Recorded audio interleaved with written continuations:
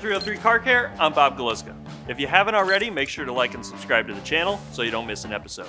If you can't tell, we're on the road for this episode at a very special place that uses 303 to keep hundreds of vehicles in top condition year-round.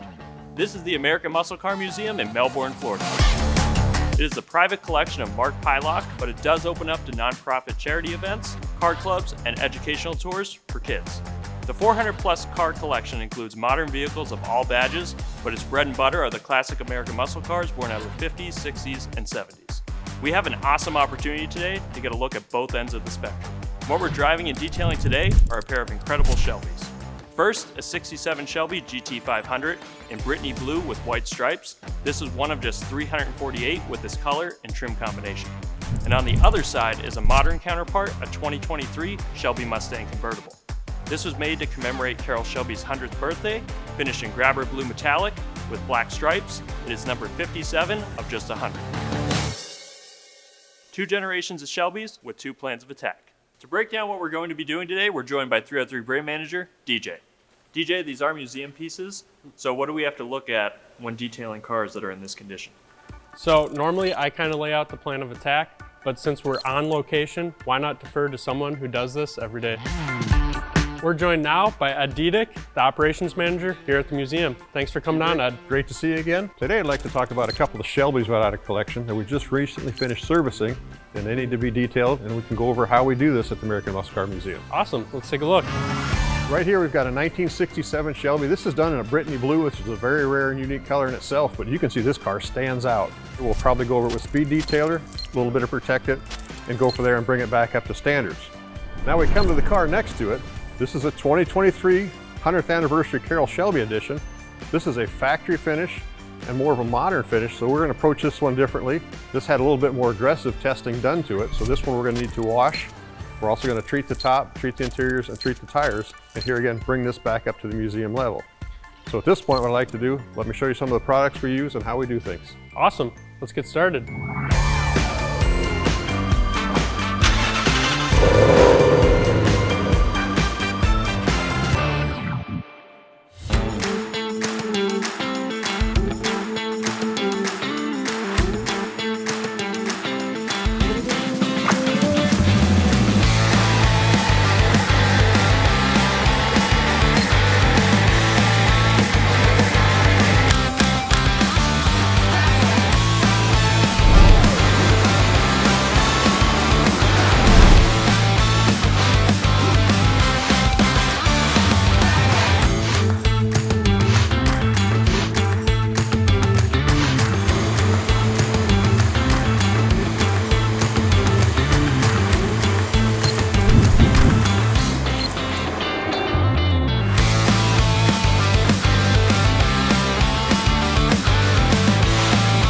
Since we are going to be treating the convertible top with our fabric guard later, we're just cleaning it with tonneau cover and convertible top cleaner to make sure that we don't have anything to interfere with the protection that's going to be applied later on.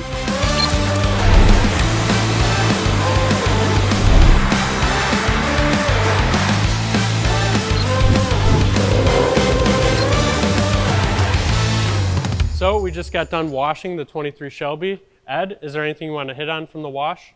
Well, you can see how we went through the process where we brought the car in, foamed it up. There was no wheel or tire cleaner needed because in a sense I drove it a couple miles at that point, and rinse it off, and that gets the majority of any of the stuff off of it right then and there. And you can say we do a 2-bucket wash method with you 2 guys helping out, which I really appreciate you doing that. That saved me a lot of work. Come back and rinse it really well, and then I love the spray and rinse product you have, the ceramic coating of that. Just you can even see a noticeable difference there. And once we have that part done, you can come back and clean the top. And right now we'll go ahead and let this top dry before we put the fabric protectant on it. Let's go ahead and talk about this Mustang right here. So this one we're going to go ahead, where previously we'd use the product as the speed detailer loved that product. But now that you have a newer product that we've been using a lot of, let's grab one of those right there. We love the Slick Shine product that you've gone to. Here we like to use a 2-towel system. We like to get the application towel, and then actually the wipe-off towel, I like to give it just a little bit so it's not a dry towel. It's got a little bit of lubricity to it.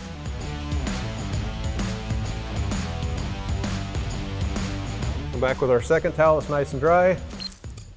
Now that I have you here, let's go ahead and do the rest of the car.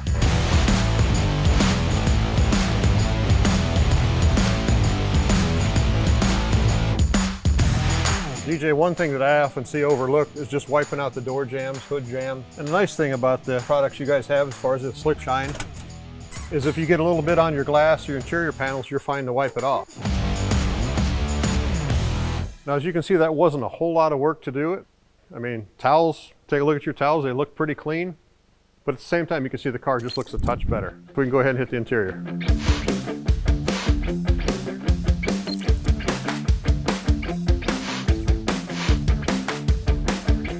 DJ, this comes back to personal preference, but here again, I like to spray the products into the rag. That way you can control exactly where they go. You avoid any overspray that way too. We've got the interior looking pretty good. We can go ahead and get some protectant on and go from there. And DJ, I've seen this is something new to me, so if you can explain these to me, I love these little things so far. So these are our microfiber applicators. When we came out with our graphene nano spray coating, one of the things that was missing was an applicator to apply the product. A lot of people were asking something to use. This works great for exterior and interior, so you can use it on any paint, on your plastic, you can even use it on your tires.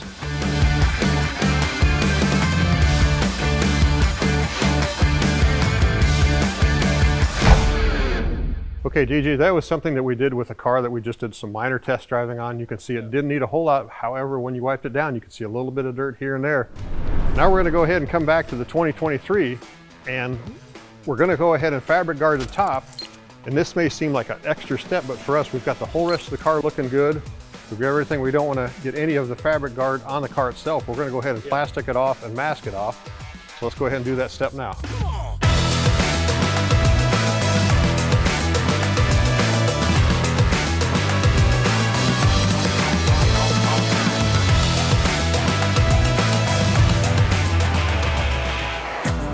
So now that the top's dry, we have everything else covered. We're gonna treat the top.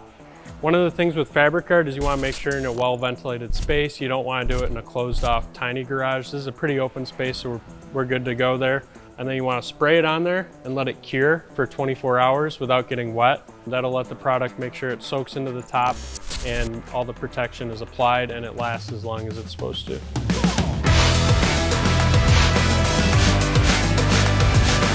And DJ, I just want to ask to make sure we're doing like a 50% overlap and just doing a moderate to heavy coat. Yeah, so the best way to apply this is to just use a crosshatch pattern and spray over all the surface. That just makes sure that you get everything, you don't miss any spots. Okay, did you have a question on how long this product lasts? In the museum, this would last a very long time just due to the conditions. In my everyday car, how long would this product last in, say, normal environments? So if you're driving something every day, convertible, it usually lasts around 30 days. It can last up to 90 days in that environment too. It just depends on how much rain you're getting, how much sun, the kind of exposure it gets to everything that's around it. We'll go ahead and let this cure and then we can unmask it and we're good to go.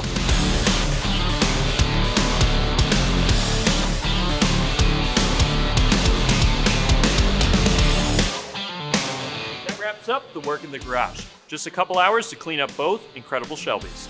Now Ed's going to take us next door for a tour before we let these Shelby Mustangs out for a run.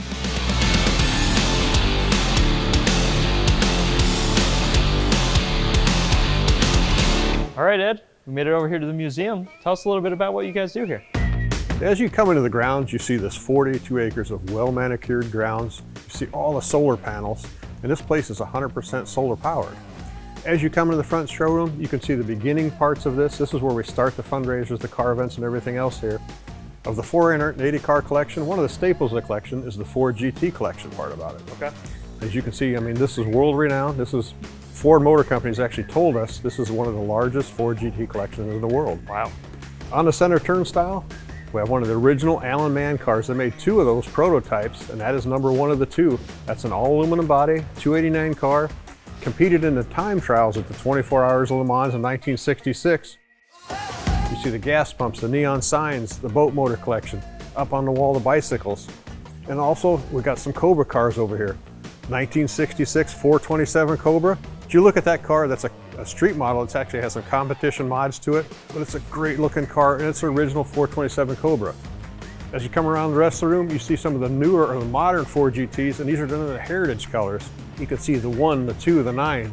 These reflect and honor the cars that competed in 24-hour Le Mans. Okay. What do we do here at the American Muscle Car Museum? 4 main things. We do fundraising for Brevard County with 100% of that money goes directly to the charities. Second thing is we do car shows, whether it be an outside autocross, outside car show. Third thing is educational, which are the most fun to do. Preserve, share, and educate the collection itself.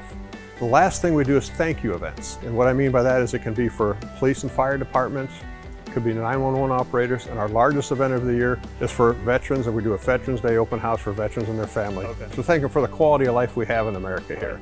How long have you been with the museum? Oh, now you got questions for me.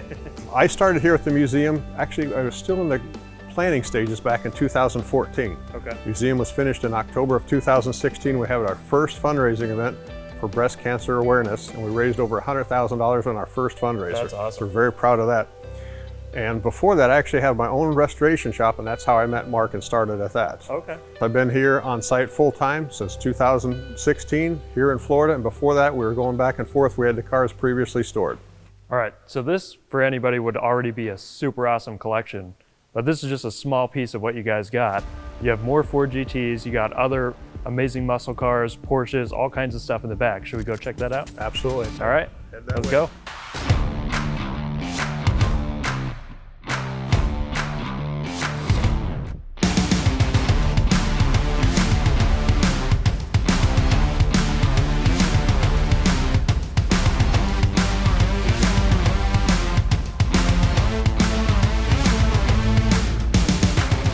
So usually when you hear the words American Muscle Car Museum, you're thinking Camaros, Mustangs, but you have a whole row of Porsches, a Porsche right behind us. What's up with that?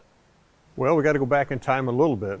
The American Muscle Car Museum's owner and founder, Mark Pieloch, as his senior year in high school, was an exchange student in Germany, and that's where he fell in love with the Porsches.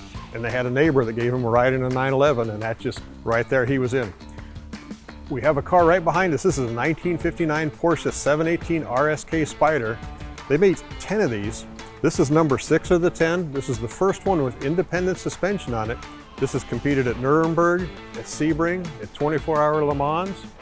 You look through some of the other Porsches, 1953 Porsche Limo.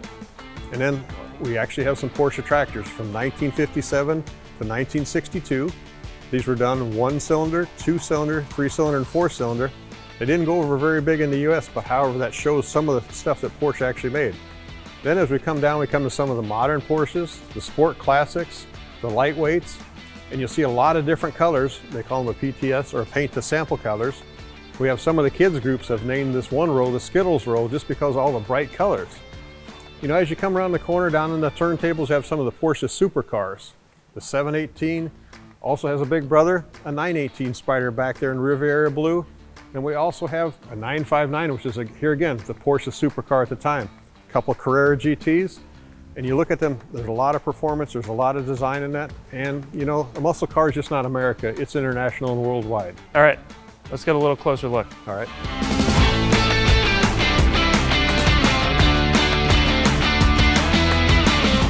All right, so we just got done looking at all those awesome colored Porsches. The color on this thing is amazing. Tell us a little more about it. This is an incredible car. This is a 1956 Mercury Concept car. They started building this in 1955, and this is actually built on an F-250 truck chassis, you know, 10 leaf springs per side because it's a very heavy car, but you see some of the little innovations at the time. They had the butterfly tops. Color on the car is called a persimmon, which is actually an Asian fruit. They would take it to national car shows. They would put a pair of models on each side to attract attention to it. And this has a very Jetsons look to it. Now, Jetsons didn't come out in 1962, but you can take a look at it, and it's very space age. You look at the cockpit in it, how they got the gauges set up. But this is an incredible one-of-one car, and this is probably our heaviest car that we have in the collection. Okay. Well, let's go check out a little more of the collection. Let's look at the Vipers.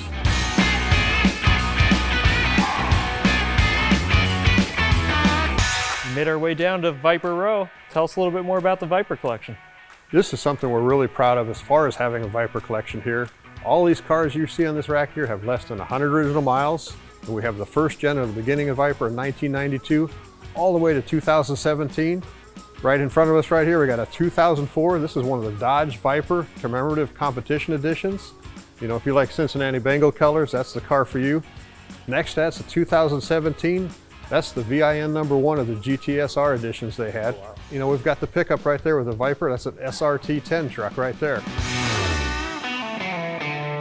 We're at the American Muscle Car Museum. Let's go check a couple muscle cars out. Absolutely.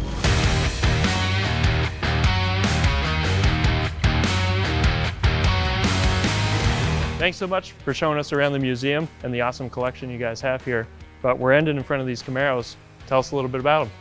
You know, as we're walking through the museum, you can see the cars and the rows are done in themes of cars, whether it be Camaros, Dodge products, Mustangs. You know, behind us is a Camaro, and very unique. We got the 1967 Z28 in deep water blue. Next to it's a 2020 in a Hertz Rent-A-Car version. You come down the aisle, there's first gen, second, third, fourth generations, and you can see, you know, how the Camaro has evolved. The other side of that, I have the Yanko supercar collection. You know, some of the 1967, 1968, 1969 Camaro Yankos. I mean, those are incredible cars in themselves, and that's part of the collection.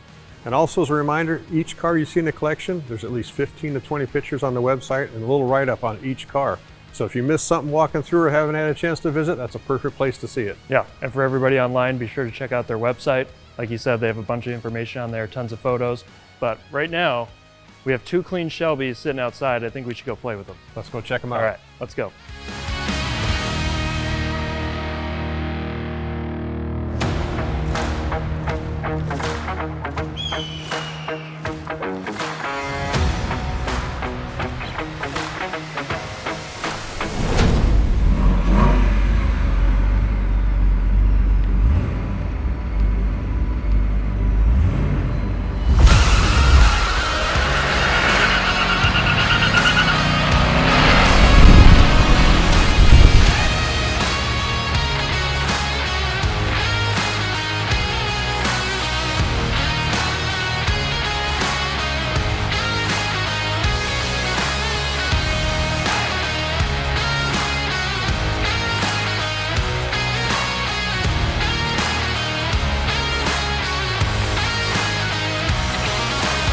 We'd like to thank Ed and Mark for having us out at the American Muscle Car Museum. Ed, thank you so much for joining us. Bob, absolute pleasure. Thank you and the 303 team.